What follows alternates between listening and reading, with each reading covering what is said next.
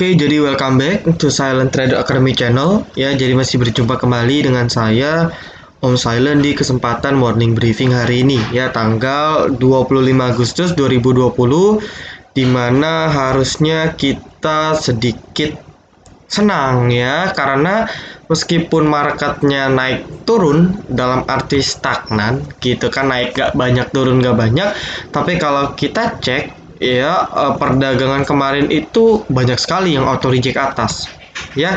Ada ini SWOT ini karena digoreng ya, BBKP, IMJS, IMAS ya, IMJS, IMAS, dan IMAS juga live trade, menu live trade VIP 100% profit juga. Terus juga BRIS hampir ngikut ya, BRIS ada adronya, TDPM juga high-nya sempat mau auto reject atas ya, jadi banyak sekali ya. SMDR juga, MCOR juga sama ya, jadi banyak sekali yang naiknya di atas 10% perdagangan kemarin ya. Bahkan ULTJ dengan lot yang tipis-tipis pun naik gila-gilaan ya.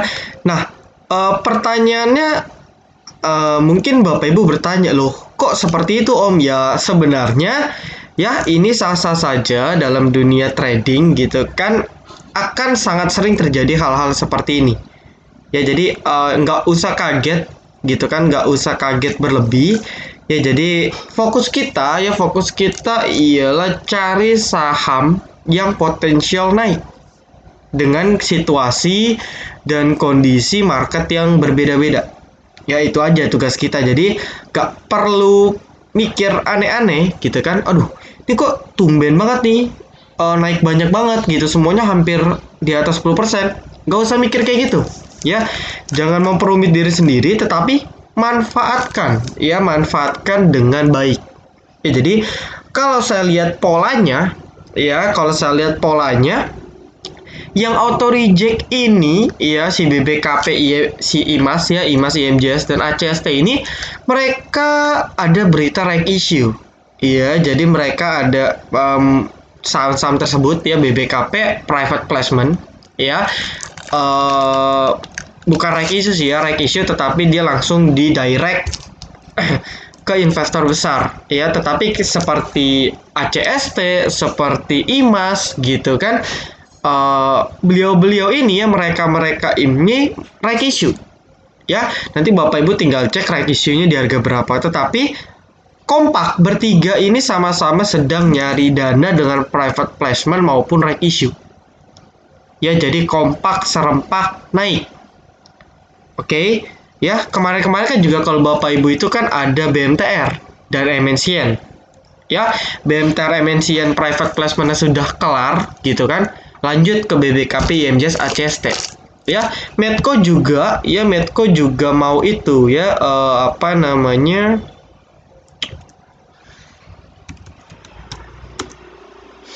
nah Medco juga mau private placement, naiknya di atas 10% ya.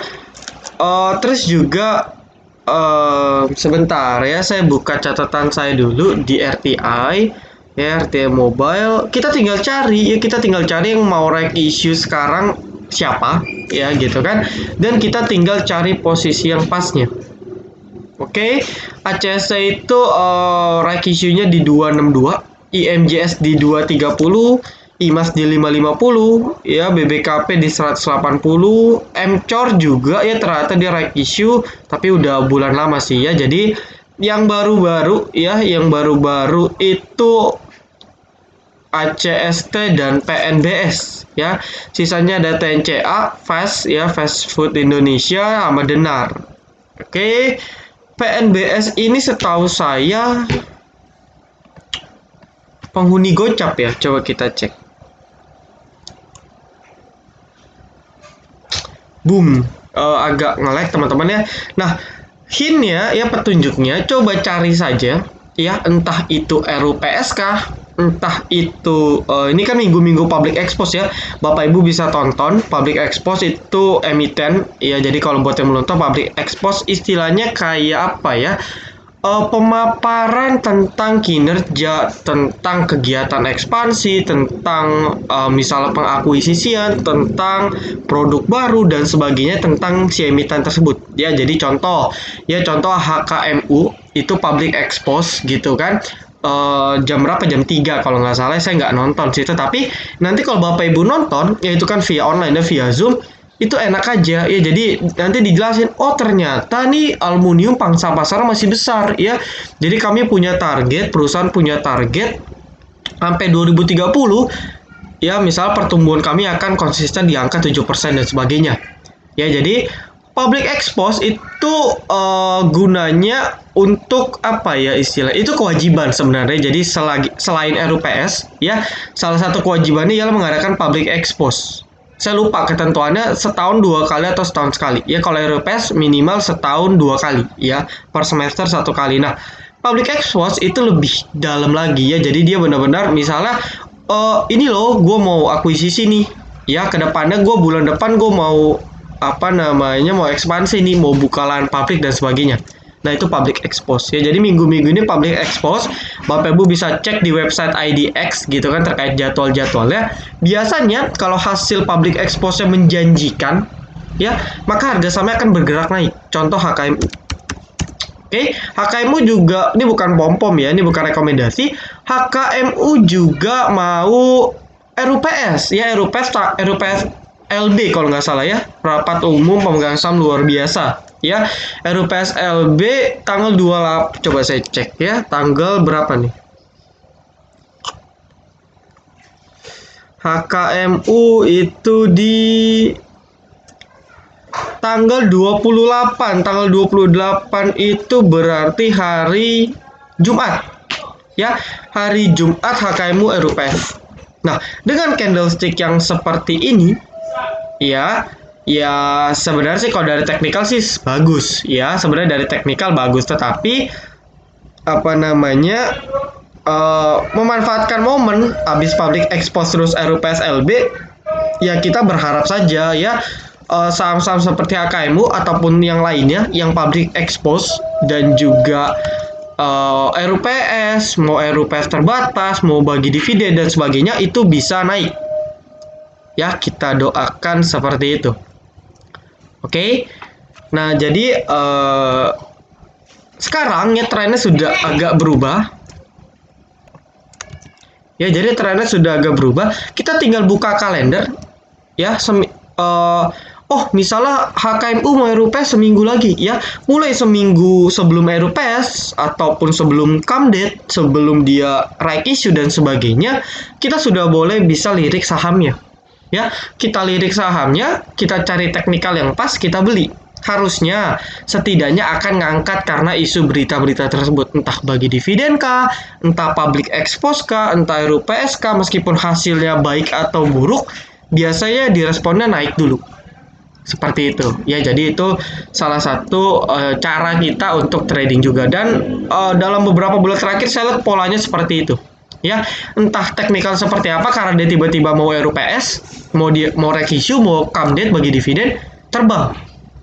Itu polanya di tahun ini ya, pola pergerakan harga sahamnya. Nah, kita balik ke market ya, singkat saja sebenarnya pada pertemuan kali ini, nggak usah panjang-panjang. Ya, market bentuknya sih ya doji lah ya, bisa dibilang. Asing pun kalau kita cek ya masih beli BBRI ya. Jadi kalau di morning briefing kemarin saya sudah instruksikan bahwa BBRI harus kita pantau, dan asing masih beli banyak ya, makanya market masih ketahan naik ya. Padahal BBNI-nya pun ini asingnya jualan gitu kan, BMRI juga apalagi, bahkan dia koreksi ya, BBCA juga asingnya jualan. Jadi memang kenaikan market dari kemarin ya, 1, 2, 3, 4, 5, 6, 7, 8, 9, 10 ya. Jadi selama 2 minggu terakhir kenaikan market pure dikarenakan asing ya, pure dikarenakan dikolek oleh asing. Kayak gitu ya, jadi pure dikolek oleh asing sehingga bank-bank lain ikut naik ya. Sebenarnya sih ini jadi sentimen bagus ya. Jadi alasan kenapa market masih ketahan naik gitu kan, masih terus naik meskipun ya belum waktunya sebenarnya, terlalu cepat untuk market merespon secara positif ya, karena asingnya beli ya, BBRI naik yang lain ikut naik. Nah, jadi kita pantau saja selagi ini asing BBRI masih terus kolek, ya kita masih fine-fine saja untuk akumulasi saham-saham blue chip lain selain perbankan kayak gitu. Ya, jadi kalau kemarin itu properti construction yang sempat tertinggal jauh sudah mulai menunjukkan taringnya. Ada Pakwon, ya, SMRA sudah mulai muncul, ya. Nah, ini sudah mulai naik. Oke, BSD juga, ya, terus juga Wika, oke, Wika, PTPP, ya. Nah, ini PTPP ini unik, ya. PTPP ini secara bandar mulingnya lebih bagus, ya. Meskipun asingnya kurang, ya, meskipun asingnya kurang bagus gitu kan, tetapi secara bandarmologi bagus, ya. PTPP saya akuin secara bandarmologi bagus, ya. Bandar lokalnya banyak yang akumulasi, ya, banyak, ya. Jadi oke. Nah, seperti ini ya kurang lebih gambarannya, ya. Nah, jadi seperti ini dia dia berhasil break dan close di atas trendline tengah, ya kan? Ya harapannya dia bisa break di sini lah. Ya, kalau dia kuat tembus 1075 udah. Ya, ini sudah sangat luar biasa. Ya, jadi bukan tidak mungkin PTPP untuk swing boleh banget nih kalau mau, ya. Untuk swing bisa hold sampai setidaknya ya di sinilah, di 1200 sampai 1300-an kalau mau swing.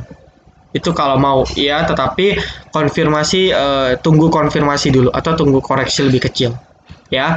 Jadi construction masih bisa kita lirik untuk perdagangan besok kalau marketnya masih bagus. Nah, ini yang unik, ya. Ini yang unik. Polanya sudah head and shoulder, ya. Polanya sudah jelas head and shoulder, tetapi ya closingnya ditarik naik.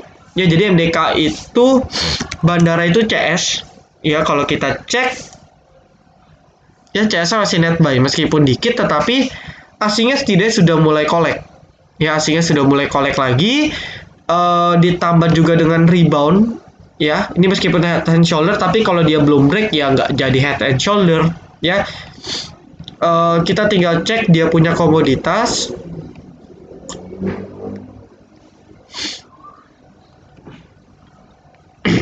Oke, oil. Wah, ini Medco, yang punya Medco harusnya lebih menggila lagi besok, ya. Dari perdagangan hari ini goldnya juga masih so-so, naik nggak banyak.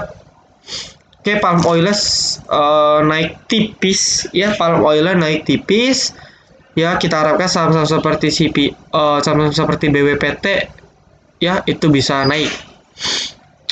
Oke, live cattle-nya koreksi, ya. Ini batu bara benar-benar terus menunjukkan terendahnya, ya. Jadi yang punya batu bara harus sangat amat bersabar. Nah, nikel juga mulai naik, ya, tapi saham-saham nikel saya cek kemarin masih koreksi sih, ya. Jadi saham-saham nikel masih koreksi, ya. Saham-saham nikel masih koreksi. Antam, Inco, ya, mungkin kalau hari ini koreksi lagi kita sudah mulai bisa lirik, ya. Kita sudah bisa lirik. Oke, mungkin sekian dulu, ya. Jadi karena masih banyak urusan, jadi kita akhiri dulu untuk morning briefing hari ini. Oke, thank you buat teman-teman yang sudah nonton video ini dan sampai akhir. Jangan lupa like, comment, dan juga subscribe, ya. Jangan lupa nyalakan notifikasinya agar ketika saya dan tim upload video terbaru, teman-teman bisa langsung update. Oke, see you in the next video. Sobat Silent Trader Academy, be silent, be cuan.